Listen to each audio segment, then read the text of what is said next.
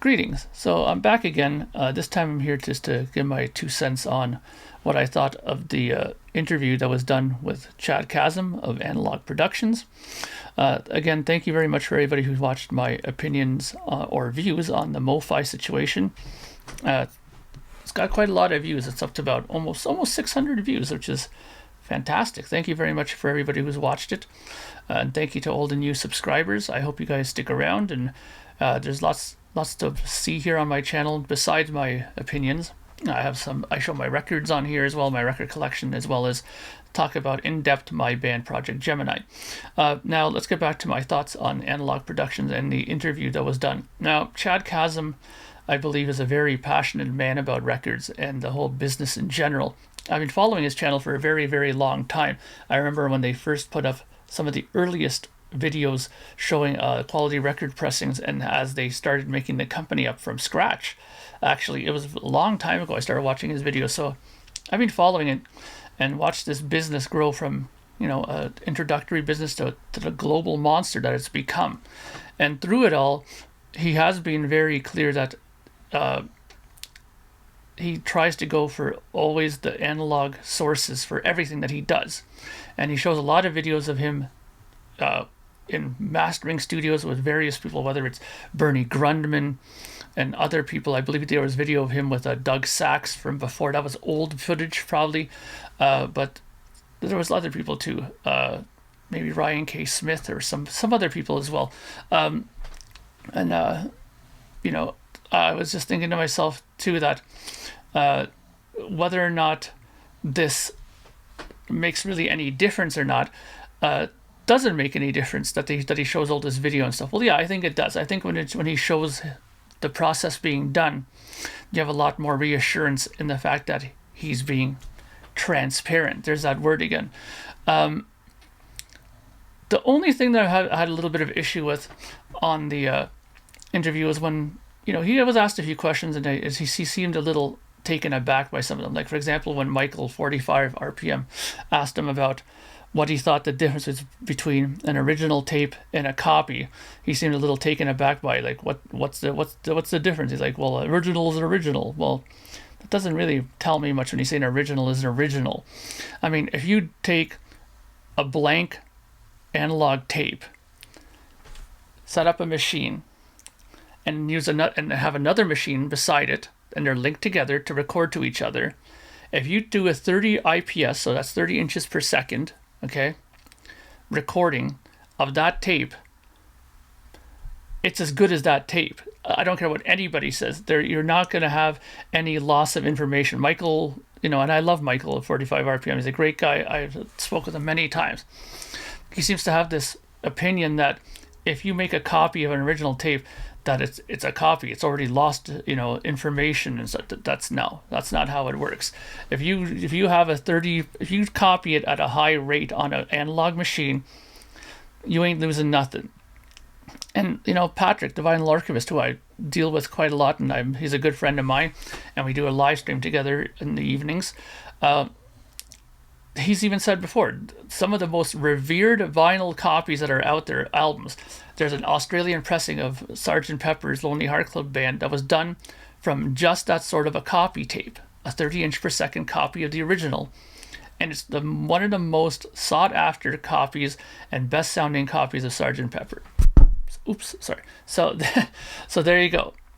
That to me tells me all I need to know about it. And like I said, having worked in this business for a very long time myself, not only doing my own music here in my own studio and working in big studios, having worked at Metalworks and working at Studio A in Brampton back when it was up and running for a long time. I was working out of there.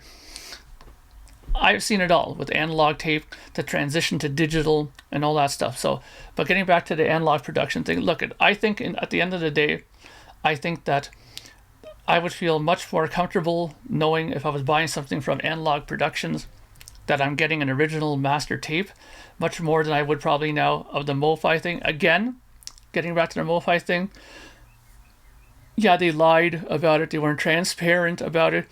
But, a lot of their stuff still sounds good. I have no problems with digital. Digital to me is not a dirty word.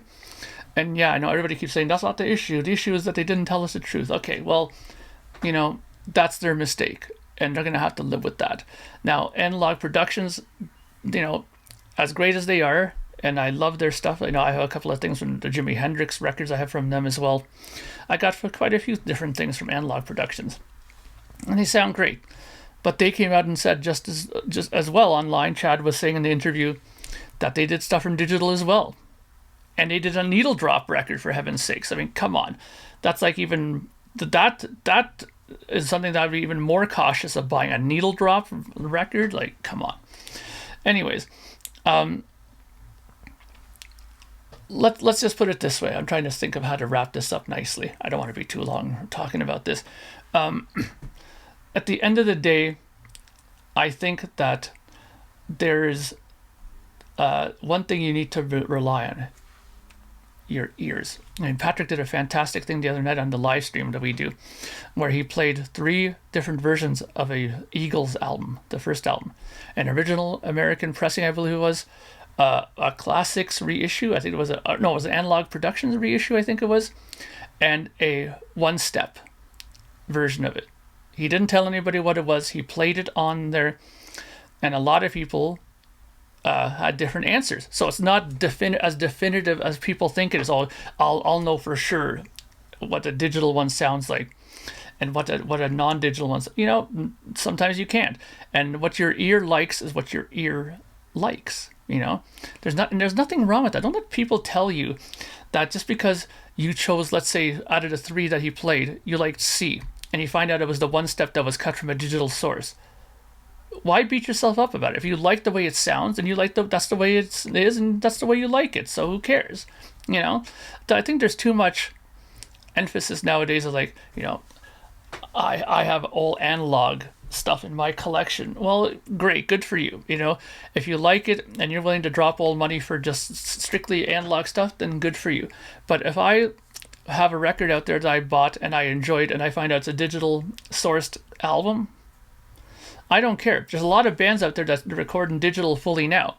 And that's the thing too. A lot of bands nowadays exclusively record to digital. Okay, there's not many studios now that run off a tape. Don't kid yourself, okay? I went to many studios. I watched tons and tons of stuff about recording studios, the recording studio tours. I've been to many studios. There are not many recording studios that use reel-to-reel anymore. It's 95%. Okay, let's not say 95. Let's just for the sake of argument, let's say 75% digital. Even that, I think, is being too high. I mean, too low. I think there's more than that. So, end of the day, you're still going to get digital. And a lot of these bands I love that are doing this, like a Voivod is one of my favorite bands. They've recorded a lot of their stuff more to digital. I mean, everything that's recorded the last 10 years probably has all been done to digital. So, whatever. If you want analog stuff, you're going to have to go back to old stuff. And that's the thing. Do you want to just listen to stuff in the past, or if you do, then you're going to find lots of stuff that's analog.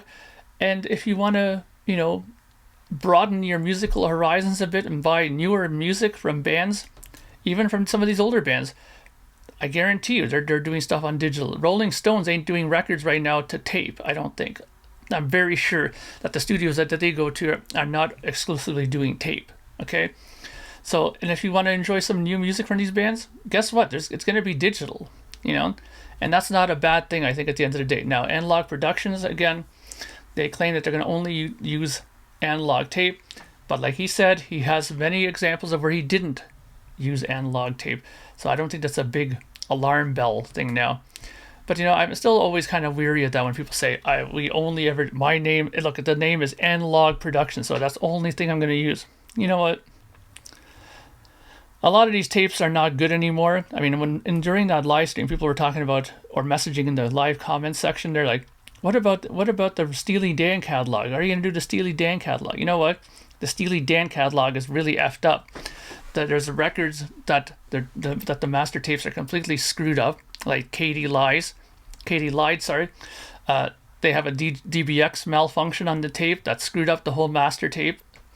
The Asia master tapes are nowhere to be found, apparently. So, guess what? A lot of these things are going to be sourced digitally if they do that.